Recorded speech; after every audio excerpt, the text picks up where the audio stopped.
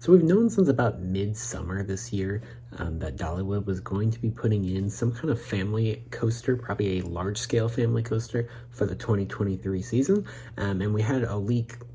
I don't exactly remember when it was, but we had a leaked image at one point giving us a look at one image of one potential coaster Dollywood was looking to install, and people were really trying to extrapolate that one. But that was one of several different ideas Dollywood was looking at, and only one of them leaked out. So I always thought from the get-go that was not exactly hard fact, but now we have a hard fact. We have leaked out a diagram of presumably the final design that Dollywood has decided to go with for this 2023 family attraction, and it was submitted to a Pigeon Forge planning committee, and I saw on a local news site that it has been approved. So 99% this is the ride that Dollywood's going to be getting for 2023 whenever they do eventually make their announcement. So I'm gonna hop onto my computer, and I just kind of want to break this down in real time, look at it, and see what we can extrapolate from this diagram. All right, so this right here is the highest quality version of this leaked plan that I could find online. Obviously, these leaked plans are never of the best quality. As you can see, I can make out the word legend here, but I can't really make out anything. So I'm just going to start with the text we can actually make out here, which would be 2023 family attraction. We have the address of the park, as well as the Dollywood and Herschend logos. And it's apparently being done by Johnson Architecture and Civil and Environmental consultants, blah blah blah. So lots of stuff we probably don't care about there, but here you can see it says for planning review only, not for construction. So again, this was what was presented to some kind of Pigeon Forge planning committee that approved of this. And I also wanted to point out, because nobody else has pointed this out, it says site drainage plan here. This is not necessarily a blueprint for the coaster. This is primarily to show how stormwater is going to be drained out of the development area, because you can see these black lines here, which I presume are showing stormwater drains and how they're going to connect to the rest of the park's stormwater drainage infrastructure. So that's primarily what this diagram is showing, but luckily we can extrapolate a lot about the new coaster from this as well. That's about the rest of that's pretty much all the text that we're going to be able to read here. There's lots of text presumably labeling different drains and such, as well as a whole legend that I can't read, and we could try to zoom in on it, and you can see it just gets worse. So let's not do that. So orienting ourselves with where we are here, you can see here is Thunderhead down here. That's what this is, and here's Dragonflyer, and so here's the existing Wildwood Grove area. Blackbird Trail there, blah blah blah. And so right now Wildwood Grove ends in a wall right here. So this new coaster will be behind the wall here. We can make out two clear buildings here. This will be the station building for the new coaster, and this is the switch track off to the maintenance bay, where the extra trains will be stored when not in use or when receiving maintenance. So that's pretty much a confirmation right there. Whatever this ride is going to have multiple trains, which is great because Dragonflyer can get a pretty long line with only having one train on the track. You can see wherever you enter into the ride here, it's hard to make out anything just because of the quality of this picture.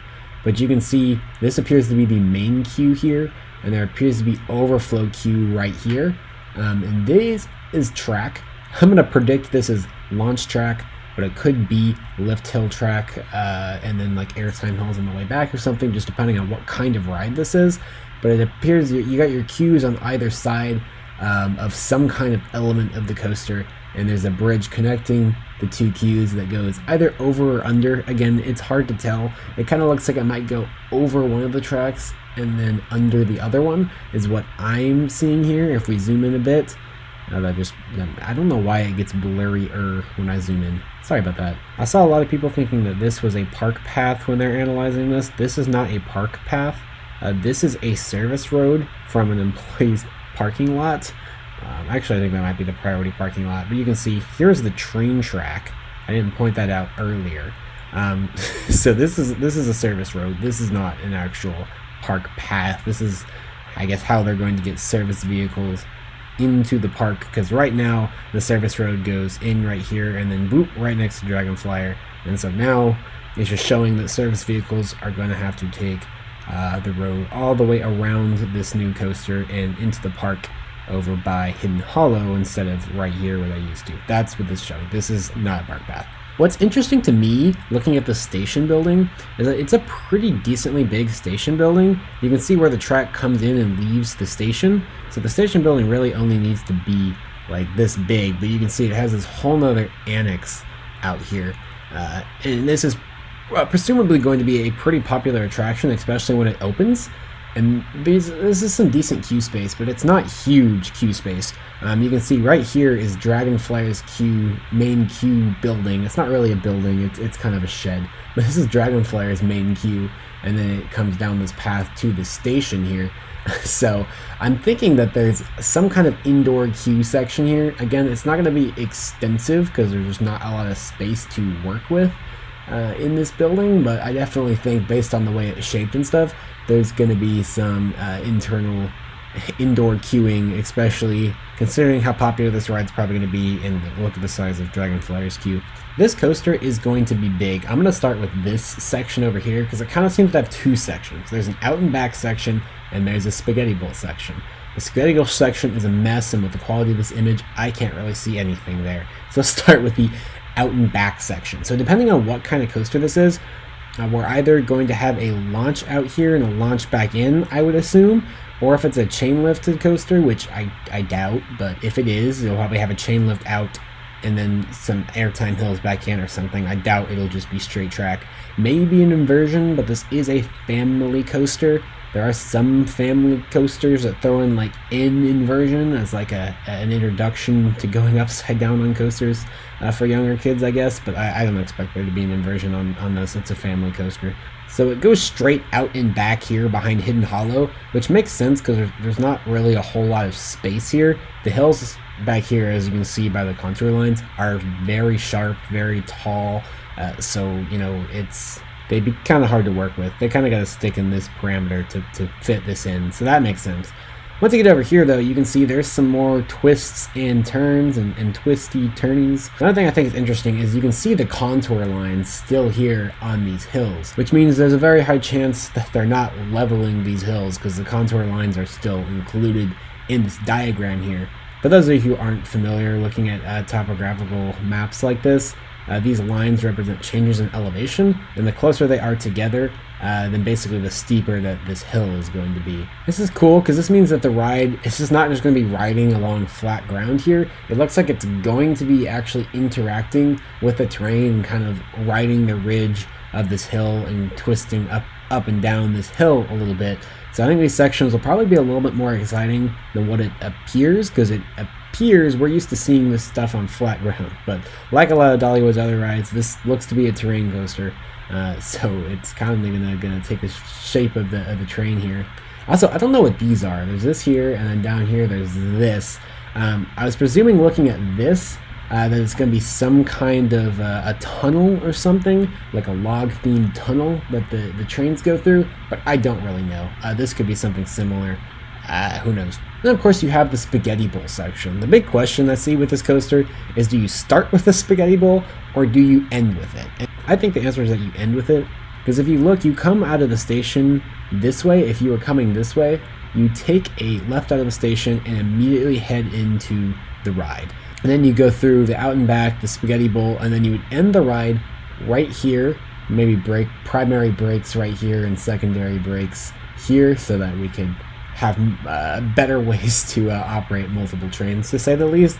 So you could primary brake coming in here and then roll around to this other brake, or maybe you do you continue speed here and have like a sharp turn into the brakes, or bank turn or something into the brakes. But either way, I just feel like coming around this way into the brakes makes a lot more sense than coming out this way, because if you're coming out this way, then you got to go all the way down past the transfer track, presumably make a turn here that'll presumably be pretty slow, because this isn't going to be much of a drop off. Dollywood's pretty much already leveled this entire land area here, this whole spaghetti bowl section. It is not like this out and back section. This is flat ground right now, and so this isn't going to be like a drop off a hill or anything. This would literally, if the train came out this way, it'd be slow crawl, turn, and then either launch or chain lift, presumably launch because it appears to go into a tunnel here. And that just doesn't make sense. And then look, when you're coming back, you would have to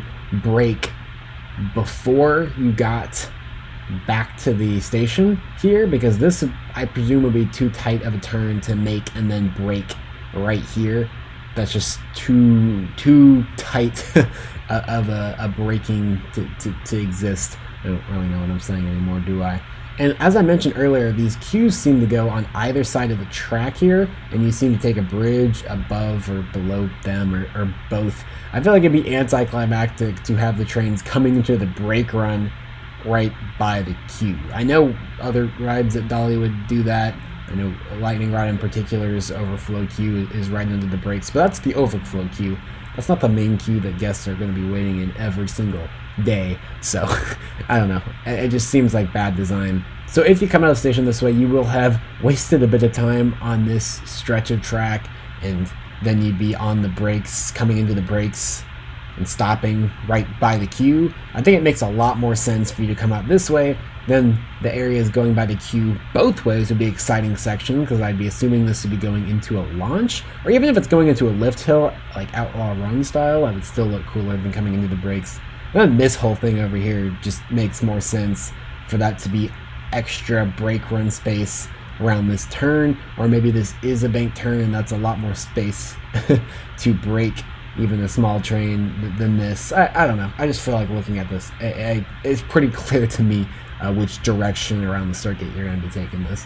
It's hard for me to extrapolate what's going on in the Spaghetti Bowl section, though. That's why I haven't really commented much on it, though. Some people I've seen a rendering online of somebody, of what they think the track layout looks like through here, and I kind of disagree with that one. I'm seeing some track that was not in that other rendering, so I don't think anyone really knows. I've tried to just follow the track through here, and I pretty much always get lost. There's going to be lots of twists and turns. It looks like tight twists and turns, which is interesting because the Out and Back seems to have a lot of tight twists and turns as well. So I feel like it's going to be a coaster focused on I'm losing my ability to speak. Tight twists and turns, which makes sense for a family coaster. As for what type of coaster this is, there's an interesting point I've seen brought up online, and that is, if you look at Thunderhead's track here, it's got a bit of a width to it, whereas Dragonflyer's track, you can see, is rendered to be much thinner. But you can see this new coaster's track is rendered to be Thunderhead thickness. And as you know, wooden rails tend to take up a higher area, a larger width than steel rails do, as is illustrated here. So it seems that if they are going to be consistent with that this is a wooden coaster, which I think is an interesting take. It certainly makes sense from the just looking at the widths of the track. It's like Thunderhead. Yeah, looks like a wood coaster. A lot of people are suggesting like a Gravity Group family coaster, and I don't know. For some reason, the idea of a Gravity Group family coaster at Dollywood, just, I don't love it. I'm sure Dollywood would find a way to blow us away anyway, but I don't know. I just don't love the idea of a wooden coaster in the Wildwood Grove area. We already have Thunderhead right here, just to completely surround Wildwood Grove with wood coaster trestle. I don't know. It just doesn't seem like it would feel right. I feel like a steel coaster would work much better in this area. So I'm going to personally hope that the width of the track here is not because it's a wood coaster, and it's just because they're wanting to highlight and emphasize where the coaster is going. You can also see a lot of these dots here, which are presumably for the support system for the ride. And these dots, if they are for support poles and support foundations, look a lot more like steel coaster supports. So hopefully it is a steel coaster. Those dots are representing supports for steel coasters, and they're just highlighting the full envelope of the track here. I think what makes the most sense here is some kind of family multi-launch, and people say that'll be too similar to Fire Chaser Express. I'm sorry guys, Fire Chaser Express does not have a focus on its launches. As someone that rides that ride all the freaking time, is at Dollywood all the time, Fire Chaser Express, if it's got a chain lift in the middle that breaks up the two launches. The first launch is just a fun way to get out of the station. The second launch is focus more on the reverse element than it is the actual launch, if you know what I mean. Fire Chaser is a unique case for coasters, but I don't think that it's too much like a family launch coaster. I think any kind of family launch coaster in Wildwood Grove would be at least definitely perceived as far different than Fire Chaser Express, and I think would give a far different ride experience than Fire Chaser Express. So let's just throw that out the window. Family launch coaster, who would it be from? I don't know. I've heard Intamin thrown around. I've also heard Dollywood has no interest in working with Intamin. I don't really know. I don't think it really matters. A family launch coaster would make sense. These straight tracks would be launch 1 out into the out and back, launch 2 into the spaghetti bowl, and then break. That would also allow them to run 3 trains, which I feel like is something they'd want to do. They usually are running 3 trains on Fire Chaser most days that I'm there, although those are very small trains. Dollywood's been growing a lot lately, especially among the family audience, and a brand new family coaster would need a high capacity, so that just makes sense. A lot of family launch coasters focus on the kind of twists and turns and small airtime pops. As I was saying, it looks like that's what this ride has, so I feel like family launch coaster is what this is. I'm not going to speculate much past this, because I don't see what else this could be other than a family launch coaster. Because anything else that is like a chain lifted style roller coaster, I don't feel like makes sense, because again, the queues going right next to what are presumably launches here wouldn't have the same effect if they were chain lifts. And coming back, I don't feel like it would make sense to have this much straight track coming back unless it was a second launch. Or I don't know, maybe it's a chain lift and then a launch on the way back. Who knows? That would slow down train's progression on the track a little bit and make three train operations a little easier, but I think I'm thinking too into it. I think it's a launch coaster. I've heard a lot of theories that this might actually be a thrill coaster of some sort, because Herschend has used family coaster to refer to thrilling coasters in the past, but I personally don't think so. I'm mostly just trying to keep my expectations decently low for the thrill level, so I'll be blown away by whatever they provide. But really, I really don't think that this is any kind of thrill coaster, guys. It's not. But it's for what it is. It's going to be a fantastic family coaster, is what it's going to be. So I wouldn't worry about it too much. Anyways, you guys let me know down in the comments what you guys' theories are on what this new coaster is going to be, and just any other thoughts you have or theories, etc., etc. I'd love to read anything about what you guys have to say about the future of Dollywood and beyond. This is kind of a fun style of video to make, to just kind of break it down in real time. Sorry if some of my speaking and stuff was a little bit janky. I was doing that mostly on the cuff. I mean, I looked at the image beforehand to get an idea of what my points were going to be, but most of that analysis I kind of did on the cuff, which I kind of liked, and I don't feel like there's a lot of on-the-cuff coaster analysis like that on YouTube, so hopefully I provided something a little bit unique for you guys and enjoyable. And I like analyzing rides in this way, so that's probably what I'm going to do more going forward. Be sure to subscribe if you like Dollywood, because I do a lot of Dollywood stuff on the channel. Or other amusement parks in general. I'm an all-around amusement park, theme park, roller coaster enthusiast. I just happen to spend the most time at Dollywood because it's 45 minutes away from where I am right now. So hopefully I'll see you guys in another video very soon.